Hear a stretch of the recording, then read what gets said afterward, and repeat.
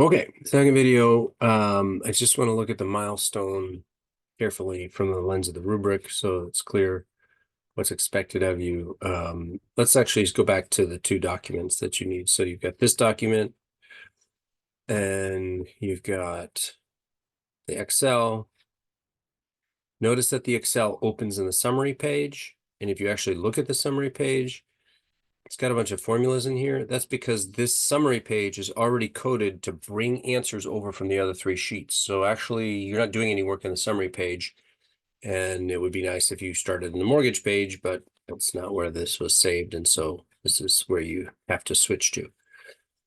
There is information in here in the blue that is relevant to being able to solve the problem. So pay attention to that as you're doing your Excel work.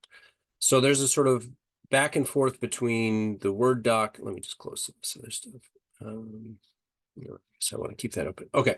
Between the Word doc and the Excel, so I'll tab to switch back and forth. So, I mean, I can't start the Excel until I get the house price. I can't get the house price until I do step one, figure out step two, the maximum value, and then I start shopping.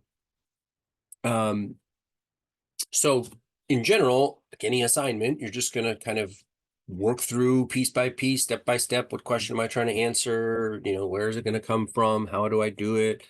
You've got resources with your colleagues. You've got people that you can reach out to in terms of office hours and study tables. And I think that you should know how to do most of these things. There are terms in here that they're going to be a little confusing if you've never seen them. Don't forget that Mr. Google is a resource.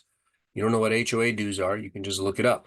Not every property has HOA dues, so if you're buying a single family home, you're going to have zero HOA dues because there's no homeowners association if there's only one homeowner. Okay, so let's take a quick look at the rubric because beyond just doing each question to the best of my ability, a good student is going to look at the rubric and say, how am I being assessed here to make sure that I'm kind of hitting all of the points? So let me just kind of break down. There's 4 categories and you're going to get a score from 0 to 4. If you do something, you shouldn't get a 0. You should at least get a 1.5. That's not going to be enough to get a passing grade. But remember that this is a soft deadline. So you submit it, you get the feedback, you get a 1.5, needs work. It's just an area for you to kind of focus on and make improvements for the next submission. Okay, this one is just about calculations. So very simple, 25, 50, 75, 100%. You're going to get a kind of summary of your summary in terms of whether it was correct or not, whether the numbers are correct or not, based on what you provided.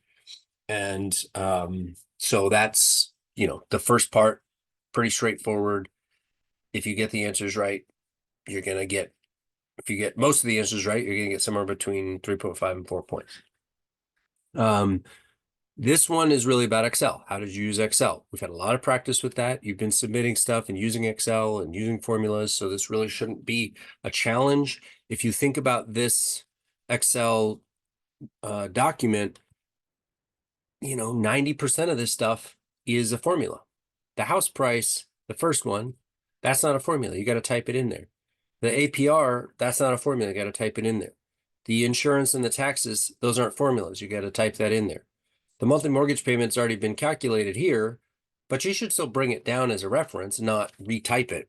So just be thoughtful, like, should I be typing this or can it come from somewhere else or is it derived from somewhere else? And you should be using cell references to the extent that you can. The more you retype numbers, especially if there's a lot of digits, the more likely you are going to make a mistake. So those are the first 2 categories, correctness and Excel. So that should make sense because that's in line with the in-class submission.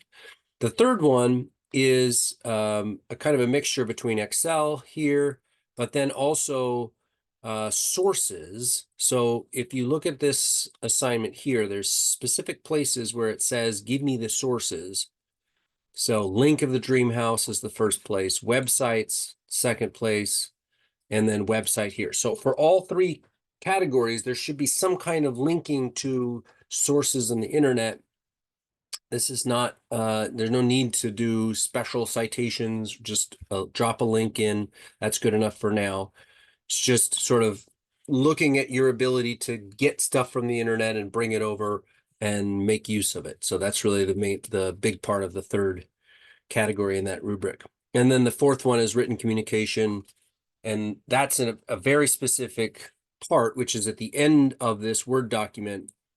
You're talking about the financial, this is step 5, the recommendations, and step 6. So first of all, do we fall within the recommended guidelines? Sounds like a closed question. Yes, no.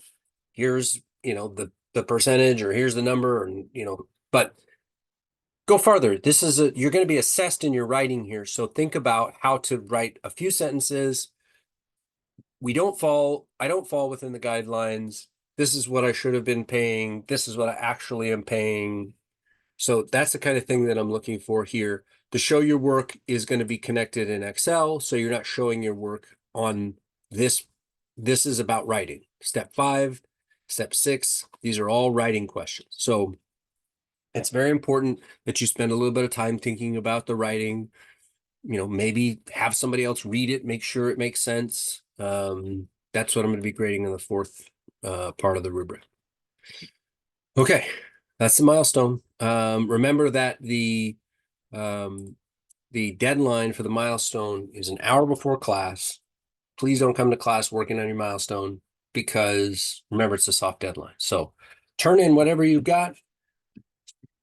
It's not going to be locked, so I can't stop you from turning it in if you are sitting there in class and you're working on your milestone and you submit it during class. I can't stop that.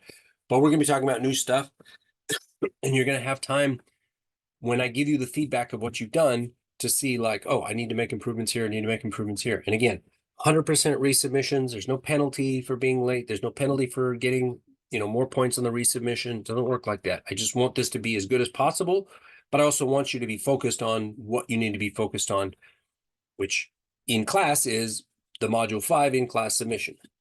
All right, let me know if you got questions. I'll see you in a little bit.